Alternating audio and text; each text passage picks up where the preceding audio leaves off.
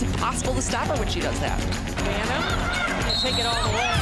That is a big-time move. Banham to push. Nice little lob. She is in attack mode. You know her as the fiery point guard responsible for Minnesota's 21 points per game this year. Last season's Big Ten Freshman of the Year is leading a team and program in one of the country's toughest conferences. But just 6 months ago, her future on the basketball court was unknown. And with the team's first game approaching, Rachel Banham was not physically allowed to play. Here's Kara Lentz with the story. As the summer of 2012 started, Minnesota women's basketball star Rachel Banham was doing what most basketball players do during the offseason, bonding with teammates, playing basketball, and working to elevate her game. Let's go, Rachel. I had high goals. I mean, I want to be on the first team All Big Ten and then, compete for Big Ten Player of the Year. But an elbow to the ribs during a pickup game delivered a hit to the point guard's goals.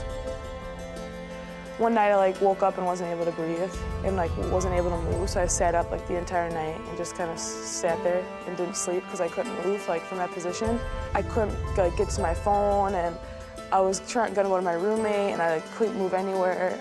I was just kind of stuck. I took her to the hospital. She went with her roommate, so the three of us were there. It was nice to have a teammate, roommate with her to kind of keep her calm because it's scary. I mean, you're having chest pain and you're an 18-year-old college kid.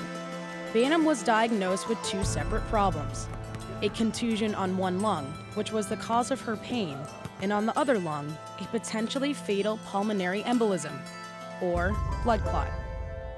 Basketball goes out the window and you just worry about them as a person and just hope that it's, you think of the worst sometimes, and just wanted her to be okay. It's a really scary thing, and when we talk to patients about what this really is and what this means, part of that conversation is that, a certain percent of these are actually fatal. Beyond just, can I play basketball this season? It's more, what does this mean for the rest of my life? Although health was the first concern for all involved, once it was clear Banham's condition was not life-threatening, her goal was to get back on the court as fast as possible.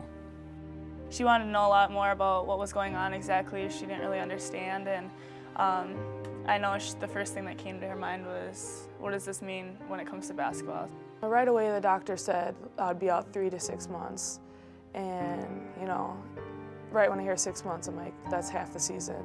That was not acceptable for Rachel. I mean, she's like, I'm gonna have the fastest recovery from a blood clot, humanly possible. And we're gonna go, the bare minimum 3 months, I'm gonna be cleared of this. In order to make that 3-month goal and be ready to play at the start of the season, Banham had to stick to a strict regimen of blood thinners, and she could not participate in activities that could result in injury. Basically have to take blood thinners for a certain length of time until the clot has resolved itself. And then I just said, here's what you need to do. You need to take your medication, you need to be very compliant, you can't miss any doses. And if you do all that, I'll see you early this fall, and if things are going well and you're feeling well, we can probably stop and you can play ball. She had to refocus her energies on other things, and I think she really did. She really focused on getting better off the court. I think that first month I was like a second coach. I think I was always there. I mean, she had me talking to people, and I was always by her side, and it worked on my leadership, and I think I was an extension of the coach. 8 days before the Gophers' first exhibition game of the season, Banham went back to the doctor to find out if she was cleared to play. Everyone knew. I mean, we had it on our calendars. We knew when my test was going to be to finally get cleared, and I mean, that's all I could think of. I was hoping she was going to get cleared because I saw how devastating it was for her throughout the whole process. I got my blood test in the morning, and then I went to see the doctor later, and it was a tiny little doctor's room with my dad, my coach, my doctor, Kate. They were all quite apprehensive. You could sort of palpate the tension in the room. And I was extremely nervous, and I could tell I was pretty emotional, and I was worried that they're gonna say, I'm sorry, you can't. I said, "You been playing some ball?" She said, "Yeah." I said, "How's it going?" "Good." "You ready to go?" "Yeah." I said, "Do you want to play?" And she said, "I do." And I said, "Okay, you can." Banham had to wait 3 days for the blood thinners to leave her system, and then she set her sights on getting back into game shape.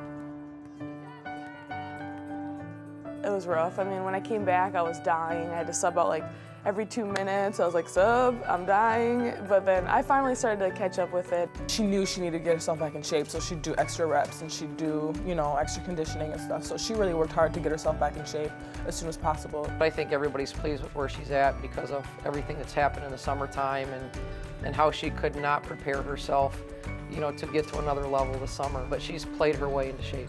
Banham scored 22 points in the Gophers' opening exhibition and is one of the top scorers in the Big Ten. I mean, I'm pretty happy with where I'm at, just after, you know, the summer and not being able to do a whole lot and not getting to work on a lot of what I wanted to. I think I've done pretty well this season, but I know I have a lot more to get better at. Banham again.